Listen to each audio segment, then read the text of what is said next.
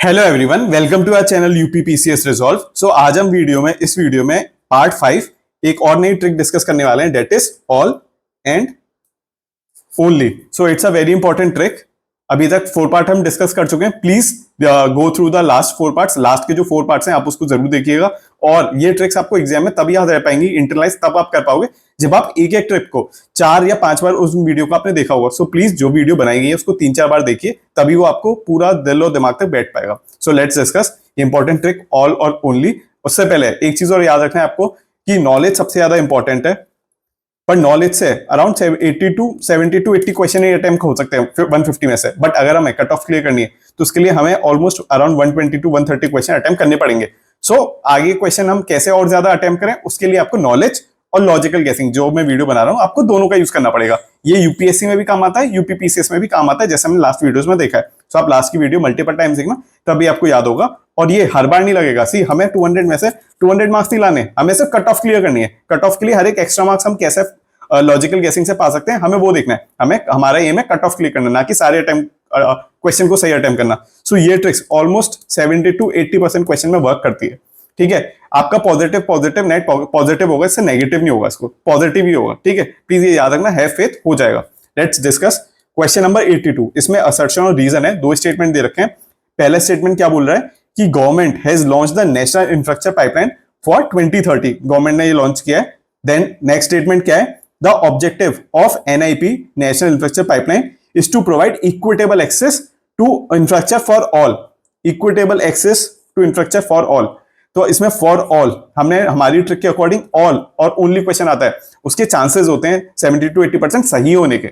सो इसमें चांसेस क्या है, equitable access for all, R is true and A is false. और एक चीज याद रखना, हम आने वाली वीडियो में भी डिस्कस करेंगे, जब डेट होती है, अगर स्पेसिफिक डेट है 29 जुलाई 31 मार्च, तो उसके सही होने के चांसेस अच्छे होते हैं। बट अगर ऐसे सिर्फ ईयर दिया है तो उसके चांसेस है कि शायद वो सही नहीं होगा। ठीक है, सो ये चीज आप याद रखिएगा। ठीक है, this is a wrong statement, ये पीरियड ये गलत दिया है, this is the correct statement, all दे रखा है। Answer will be A is false, R is true. Next question, question number 74। ये हम पहले भी डिस्कस कर चुके हैं, इसमें एक ट्रिक और लग सकती थी। कंसीडर द फॉलोइंग स्टेटमेंट, आपको फार्म सब्सिडी से रिलेटेड स्टेटमेंट बताना है। हमने पहले डिस्कस किया था, कॉन्ट्राडिक्टरी स्टेटमेंट होते हैं। इसमें दे रखा है कि इनपुट सब्सिडी एक इनडायरेक्ट सब्सिडी है, बट इसमें दे रखा है कि डब्ल्यूटीओ ने इनडायरेक्ट सब्सिडी अलाउ नहीं कर रखी है, डब्ल्यूटीओ ने प्रोहिबिट कर रखा है। तो उल्टी चीज हो गई, तो गवर्नमेंट इनडायरेक्ट सब्सिडी दे क्यों रही है अगर डब्ल्यूटीओ ने प्रोहिबिट कर दिया तो। So this is a wrong statement, 1 सही होगा। अब इसमें 1 सही में से या तो ए हो सकता है या डी हो सकता है, पर इसमें यूपीपीसीएस ने 4th statement, all subsidy provided by the government fall under indirect subsidy, इसको करेक्ट माना है। इसमें ऑल दे रखा है, आंसर विल बी 1 एंड 4। पर मेरे अकॉर्डिंग इसका आंसर 4 गलत होना चाहिए था। इसके मेरे अकॉर्डिंग गवर्नमेंट डायरेक्ट इनडायरेक्ट दोनों सब्सिडी देती है, बट यूपीपीसीएस ने इसको 1 एंड 4 दोनों को करेक्ट माना है। इसको ऑल सब्सिडी प्रोवाइडेड, ऑल वाला keyword is correct, both 1 and 4 are correct. I hope ये समझ आ गया होगा। नेक्स्ट क्वेश्चन असर्शन रीजन वाला क्वेश्चन है। इसमें पहला स्टेटमेंट क्या है, most of the early nationalist considered British rule as an act of providence destined to modernise nation. यानी जो अर्ली नेशनलिस्ट थे वो मानते थे कि जो ब्रिटिश रूल है वो इंडिया के लिए अच्छा है, ये गॉड गिफ्ट है। सो ये ट्रू है। अर्ली नेशनलिस्ट, लिबरल्स और एक्सट्रीमिस्ट में क्या फर्क था वो आपको पढ़ना होना चाहिए। Second statement, they complaint only against un British rule in India. Again ये कीवर्ड आ गया, ओनली। चांसेस है, ये यूपीएससी में गलत होता है, ये हमने पढ़ा है, पर ये यूपीपीसीएस में इसके सही होने के चांसेस ज्यादा होते हैं। So this is a correct statement. So both A and R are correct and R is the correct explanation of A. Correct explanation है कि नहीं, आप because दोनों के स्टेटमेंट के बीच में लगा, अगर लॉजिकली वो कनेक्ट हो रहा है तो यानी कि वो सही है। So answer is both A and R are correct and R is correct explanation. Answer will be C. I hope ये समझ आ गया होगा आपको। ठीक है, यूपीएससी और यूपीपीसीएस में ये ट्रिक्स थोड़ी उल्टी वर्क करती है, मैंने दोनों दिए इसलिए हो गया था। Next question, question number 150। इसमें क्या है, असर्शन और रीजन वाले 2 स्टेटमेंट है।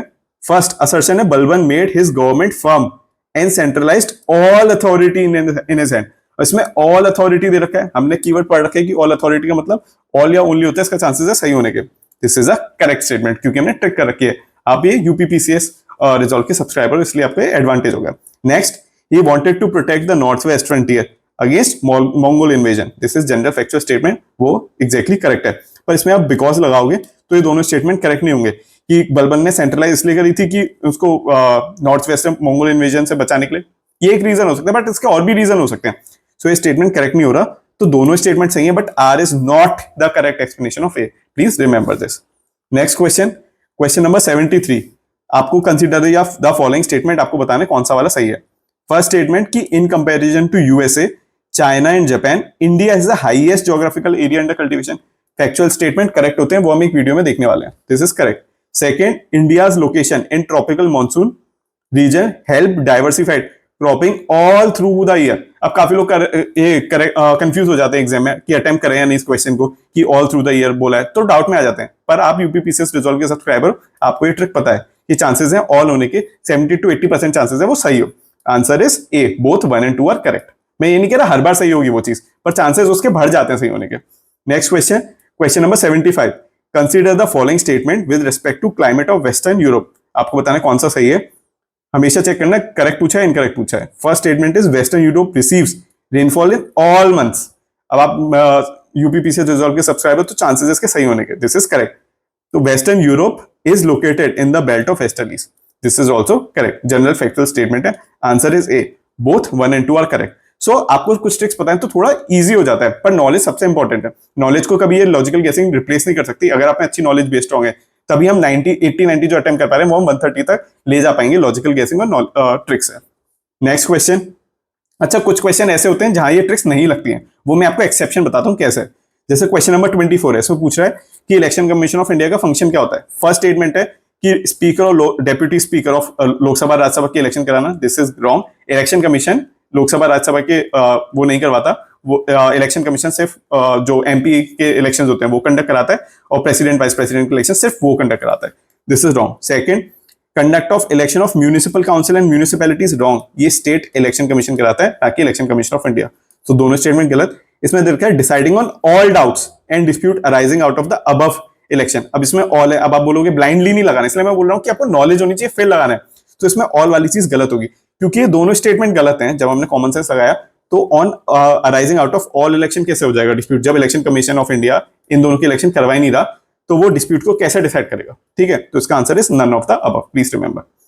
नेक्स्ट क्वेश्चन, जहां ट्रिक नहीं वर्क करी, कॉमन सेंस लगाओगे तो पता चल जाएगा। ब्लाइंडली ट्रिक नहीं लगानी, क्यों अलग है, ब्लाइंडली लगा दिया, आपको नॉलेज भी कॉमन सेंस भी लगाना है। अभी असर्शन रीजन वाला है। फर्स्ट असर्शन क्या है कि human body synthesis all vitamin required by it, ठीक है। इसमें ऑल विटामिन वाला इज गलत, कि ह्यूमन सारे विटामिन को सिंथेसाइज नहीं कर पाता। Second, vitamin are essential for proper growth of the body, ये वाला स्टेटमेंट सही होगा कि जो विटामिन होते हैं वो ह्यूमन बॉडी के लिए बहुत इंपॉर्टेंट होते हैं, लॉजिकल कॉमन स्टेटमेंट है। So answer will be D, A is false and R is true. I hope आपको ये सेशन अच्छा लगा होगा, समझ आ गया होगा।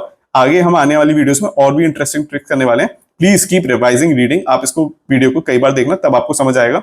देन और इसकी जो पीडीएफ है will be shared in the Telegram group, please join the Telegram group. जितना भी डिस्क्रिप्शन में all details will be shared. आपको कुछ डाउट्स है आप मुझे मेल कर सकते हो, व्हाट्सएप मैसेज कर सकते हो, ठीक है। Let's meet in the next session tomorrow, all the best.